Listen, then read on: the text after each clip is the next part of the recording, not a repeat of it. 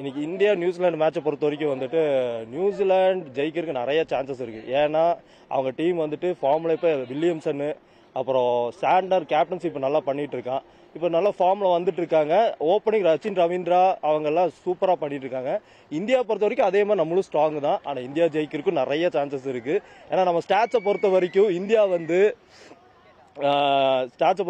வந்துட்டு நம்ம குரூப் ஸ்டேஜ்ல வந்துட்டு ஒரு டீம் கூட நம்ம ஜெயிச்சிட்டோம்னா ஃபைனல்ஸ் வந்து தோக்குறாங்க. ஸ்டாட்ஸை பொறுத்த வரைக்கும் அது இருக்கு. பட் இதை பிரேக் பண்ணாங்கன்னா நமக்கு ரொம்ப ஹாப்பி. பவுலிங்கை பொறுத்த வரைக்கும் வருண் சக்கரவர்த்தி ஸ்பின் வந்துட்டு கண்டிப்பா நியூசிலாந்து வந்துட்டு ஒரு தாக்கத்தை ஏற்படுத்தும். அதுக்கப்புறம் வந்துட்டு நம்ம ஜடேஜா ஸ்பின்னு தான். ரோஹித் சர்மா நம்புறது ஸ்பின்னு தான்.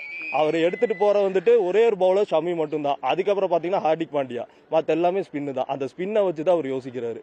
ஸ்பின்னை வச்சு எப்படி அவர் பண்றாருன்னு இது வரைக்கும் ஜட்ஜ் பண்ண முடியல நம்மளால. அந்த 4 ஸ்பின்னர்ஸ் வச்சு போன நியூசிலாந்து கூட எல்லாத்தையும் முடிச்சுட்டாரு. முக்கியமா வருண் சக்கரவர்த்தி வச்சு 5 விக்கெட். இன்னைக்கு வருண் சக்கரவர்த்தி கண்டிப்பா ஒரு ஷைன் இருக்கும்.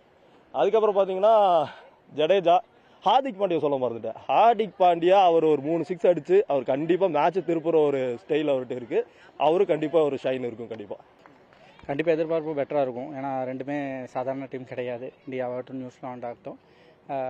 பட் வெற்றி கணிப்பு அதிகம்னு பார்த்தோம்னா நமக்கு இந்தியா சைடு அதிகமாக இருக்குது.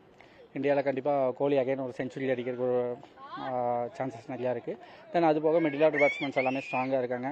வருண் சக்கரவர்த்தி, ஷமி, பவுலிங் அந்த அளவுக்கு இருக்குது. தென் ஆப்போசிட்லேயும் பார்த்தீங்க அப்படின்னா நியூசிலாந்து ஒரு நல்ல பிளேயிங்காக இருக்குது. தென் இந்தியா வந்து இதில் இவ்வளோ நாள் டாஸ் லாஸ் பண்ணிகிட்டே இருக்குது. பட் இந்த மேட்ச் டாஸ் வின் பண்ணி ஃபஸ்ட் பேட்டிங் எடுக்கிறது கொஞ்சம் பெட்டராக இருக்கும். ஏன்னா சேசிங்கை விட நியூசிலாந்து கூட ஒரு ஃபஸ்ட் பேட்டிங் எடுத்து ஒரு பெரிய டார்கெட் ஃபிக்ஸ் பண்ணுறது பெட்டராக இருக்கும்.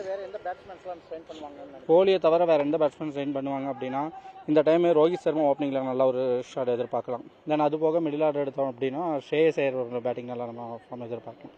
ஸோ இவங்க பேட்டிங் லைனப் நல்லாயிருக்கும். கண்டிப்பாக ஃபஸ்ட் பேட்டிங் எடுத்தோன்னா நம்ம ஒரு 290 300 மேலே ஒரு சேசிங் வச்சு கொடுத்தா மட்டும்தான் இந்தியாவுக்கு கொஞ்சம் வந்து ரிலாக்ஸாக வந்து கண்டினியூ பண்ணுவோம்.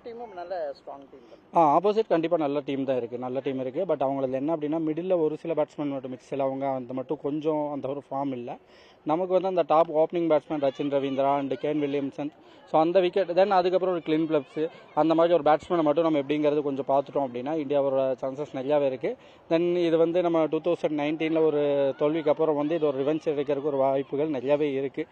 ஸோ அதனால் இந்த மேட்ச் கண்டிப்பாக பெட்டராக இருக்கும். இன்னொன்று ரோஹித்துக்கும் கோலிக்கும் வந்து ஒரு பெரிய ஒரு சேலஞ்சான ஒரு ஃபைனலாக இருக்கும் இது.